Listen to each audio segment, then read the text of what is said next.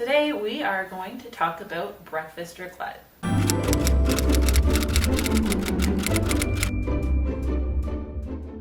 Today we're going to be covering a brunch version of raclette, which is exactly what it sounds like. You have your raclette grill, you have your raclette cheese, and then you have everything you could possibly desire to make a delicious brunch.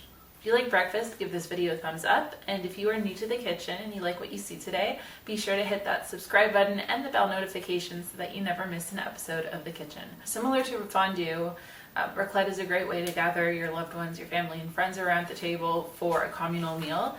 In the center you have this raclette grill, and for breakfast you're going to be cooking things like eggs, sausages, bacon, steak, ham, your favorite breakfast meats essentially, and you can also throw on some onions on there, green peppers, mushrooms. Everybody participates in cooking. They put whatever vegetables or meats that they want on the grill to cook it, and then underneath you have a little broiler system. Everybody gets a tray and they can pile whatever they want onto that tray, whether that's potatoes, whether that's the meats or vegetables that are on the grill. And then you cover it with cheese and you pop it underneath the broiler. As soon as my first tray comes out, I like getting another one going right away so that by the time I'm finished eating my first tray, the second tray is almost ready, so I don't have to wait forever. And another thing that I like to have on the table, apart from the meats, from the cheese, from the vegetables, are some foundations, whether that is sourdough toast, whether that's waffles, biscuits, pancakes, crepes, kind of something that you can have your raclette creation with or in. It's totally up to you if you want to have those extra carbs at the table, but I do like having a piece of sourdough toast when I am having breakfast raclette. Other things you might want to have on the table are condiments. Just think about what you normally like having at the breakfast table. That might be hot sauce, that might be ketchup, maybe even mustard. My favorite breakfast sauce of all time is hollandaise. It's a little bit of a pain to make, especially for breakfast, because you don't want your sauce to break, but one thing that most restaurants do is they use a packaged mix, so you can pick one of those up from the store, or you can make your own from scratch because it'll taste so much better.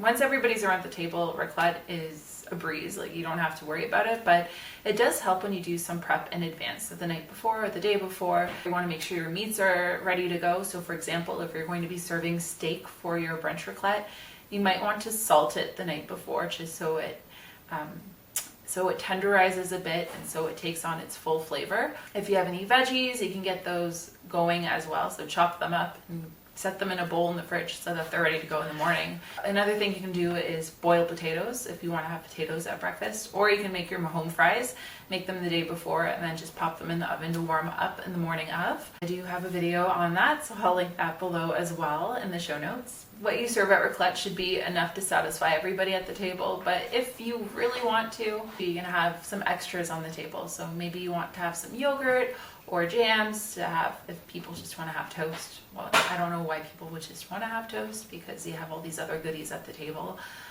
Maybe you want to put out some oatmeal, and of course fruit, because who doesn't love fruit at breakfast? And because breakfast raclette is one of those special occasion breakfasts, you might want to serve up something other than just the basic coffee, tea, and juice combination for breakfast.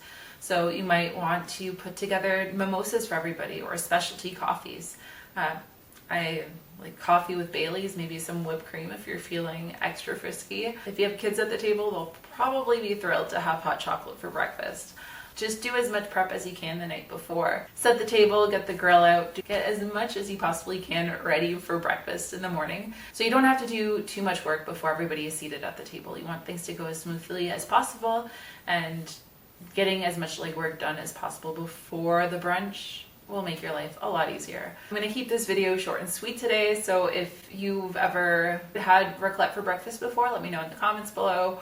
Or if you do end up throwing a raclette brunch, let me know how it goes.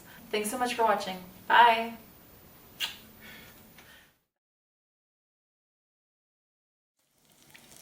Baking pancakes, baking pancakes, baking pancakes. We're not making bacon pancakes today. Making bacon raclette.